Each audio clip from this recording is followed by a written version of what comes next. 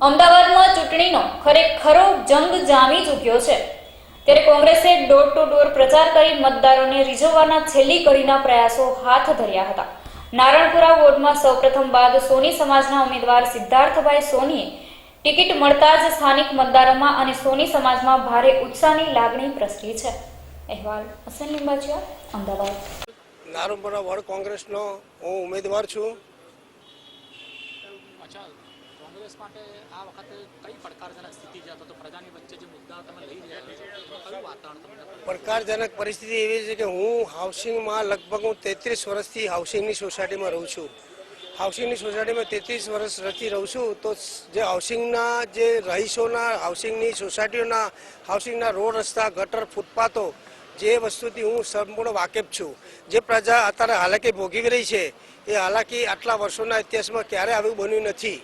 છતાંય લોકડાઉનના સમયમાં બી અમે અમારા વર્કરો સત્તા ઉપર નહોતા તો બી અમે દરેકને સંપૂર્ણ રીતે હોસ્પિટલને લગતી, બસની લગતી, મજૂરોને જવાને લગતી બીજી બધી ઘણી સમસ્યાઓ અમે સોલ્વ કરેલી છે। અને હવે અમારે જ્યારે જો સત્તા ઉપર આવશું તો રોડ રસ્તા, એમટીએસની, શિક્ષણની, ઇંગ્લિશ મીડિયમ સ્કૂલો, ગાર્ડનમાં ગાર્ડનોના સારા। હું સિદ્ધાર્થ સોની, ઉમેદવાર નારણપુરા કોંગ્રેસ, અમદાવાદ મ્યુનિસિપલ કોર્પોરેશન માટે લડી રહ્યો છું। સિદ્ધાર્થભાઈ, આ વખતની ચૂંટણીમાં કોંગ્રેસ જે ડોર ટુ ડોર પ્રચાર કરી રહી છે એમાં મુખ્યત્વે પ્રજાના શું પ્રશ્નો સામે આવી રહ્યા છે અને કયું વાતાવરણ બની રહ્યું છે? અત્યારે અમે જે લોકસંપર્ક રાઉન્ડોમાં જે જઈ રહ્યા છીએ, લોકસંપર્ક રાઉન્ડોની અંદર પ્રજામાંથી ઘણા બધા પ્રશ્નો આવી રહ્યા છે।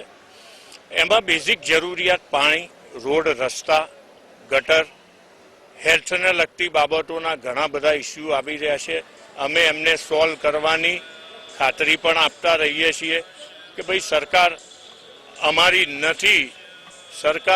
નથી, અમે એકવાર અમને આપ સત્તા આપો અને પછી જોઈ જુઓ। મારું નામ વર્ષા મેઘાવાલા છે।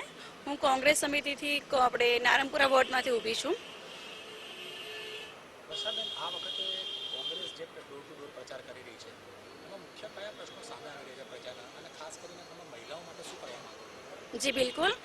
અને આમ પ્રશ્નો જોવા જઈએ તો લેડીઝના ઘણા બધા છે। જેમ સિદ્ધાર્થભાઈએ કીધું કે રોડ રસ્તાના તો બેઝિક પ્રોબ્લેમ તો છે જ, જેમથી લેડીઝો ઘણી કંટાળી ગયેલી છે કારણ કે પાણી ભરાઈ જાય એટલે એ લોકોને પ્રોબ્લેમ વધારે થાય એ છે। પાછું બીજું છે કે આપણે ગેસ સિલિન્ડર, એ લોકોના પ્રશ્ન બી સામે આવે છે। ગેસ સિલિન્ડરના ભાવ જેમ વધતે જ કૂદકે અને ભૂસકે વધે છે તો એના કારણે મહિલાઓને તકલીફ ઘણી પડે છે કારણ કે એ બેઝિક છે। જેમાં પેટ્રોલ છે, ગેસ છે, એ બેઝિક જરૂર વધતી રહે આવી રીતે તો પછી સામાન્ય માણસ જે છે એ કેવી રીતે પહોંચી શકે એને? અચ્છા, કોંગ્રેસ સત્તામાં આવશે તો તમે કયા પ્રશ્નોનું નિરાકરણ કરશો અથવા તો પ્રજાને કઈ બાહેધરી આપી રહ્યા છો? બિલકુલ, સૌથી પહેલાં તો અમે એ લોકોના જે બેઝિક પ્રશ્નો છે કે જે રોડ રસ્તા, પોતાના ઘર પાસે 4 દિવસ પાણી ભરાઈ રહે, ગટરનું પાણી બહાર આવે, એ તકલીફ જે પડતી હોય એ દૂર કરવાની બાહેધરી આપી છે। પછી ગેસ સિલિન્ડર, એનો ભાવ થોડો ઘટાડવાનો કે એવી રીતે અમે સગવડ કરીશું। અને સૌથી પહેલી વાત છે કે સબસિડી બંધ થઈ ગઈ છે। સ્ટાર્ટિંગમાં જ્યારે સબસિડી બી ચાલુ હતી, રાઈટ, તો સબસિડી બંધ થઈ ગઈ છે જેથી પ્રજાને એનો તો જે ધક્કો વાગે તો ખરા જ ને, જે થોડા ઘણા જે પૈસાનું સગવડ થતું હોય બધું એમાં ફેરફાર કરી આપીશું અને જીવન જરૂરી ચીજ વસ્તુઓ અમે સગવડ કરી આપીશું।